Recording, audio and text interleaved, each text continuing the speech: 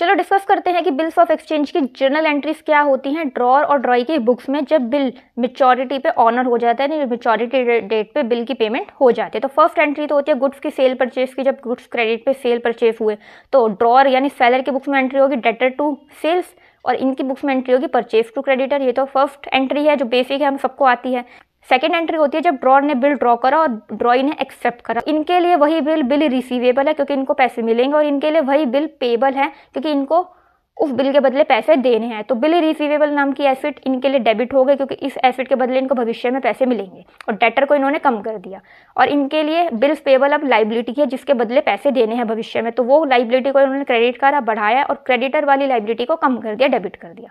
I hope ये entry clear हुई होगी। अब होता है जब बिल को मेच्योरिटी डेट तक ड्रॉर रिटेन करके रखे यानी संभाल के रखे, मेच्योरिटी पे उस बिल की पेमेंट हो जाती है तो क्या एंट्री होगी, कैश या बैंक अकाउंट डेबिट हो जाएगा टू बिल रिसीवेबल क्योंकि उस बीआर के बदले पैसे मिल गए तो वो एसेट कम हो गई और कैश या बैंक एसेट बढ़ गई।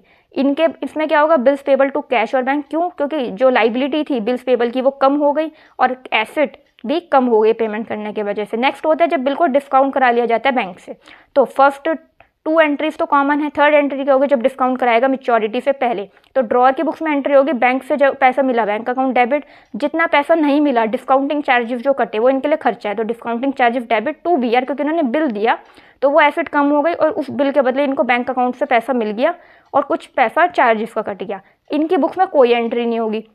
लेकिन जब मेच्योरिटी पे बिल की पेमेंट होगी तो वो बैंक को मिलेगी तो ये अपने बुक्स में कोई एंट्री नहीं करेंगे लेकिन ये एंट्री करेंगे बिल्स पेबल टू बैंक और कैश।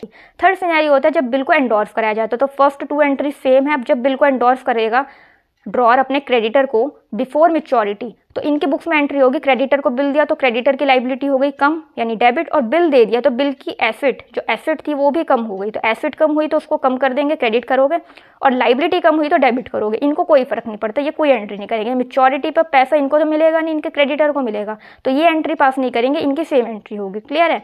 अब जब बिल को बैंक के पास भेजा जाता है कलेक्शन के लिए बाय द ड्रॉर तो वही फर्स्ट टू एंट्री सेम है, कॉमन है सभी सिचुएशंस में। अब जब ये बैंक के पास बिल भेजेंगे तो बिल गया तो बिल को क्रेडिट कर देंगे, bill sent for collection account debit करेंगे तो ये एक नई एसेट है, इसके बदले पैसे मिलेंगे, बिल तो इन्होंने बैंक को दे दिया उसको क्रेडिट कर देंगे, इनको कोई फर्क नहीं पड़ता मेच्योरिटी से पहले। मेच्योरिटी डेट तो ये पेमेंट करेंगे, इनकी एंट्री सेम है और इनको पैसे मिलेंगे बैंक अकाउंट में तो बैंक अकाउंट बढ़ जाएगा debit to bill sent for collection, जो एसेट यहाँ पे क्रिएट करी थी उस एसेट के बदले पैसे मिले तो वो एसेट कम हो जाएगी। आई होप आपको ये सारी एंट्रीज अच्छे से क्लियर हुई होंगी।